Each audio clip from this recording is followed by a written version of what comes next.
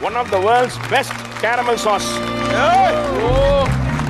Taste amazing taste. This is caramel sauce. Monisha நீயும் எமோஷனலா இருக்க. எப்படி இருந்தது வாயிசனோட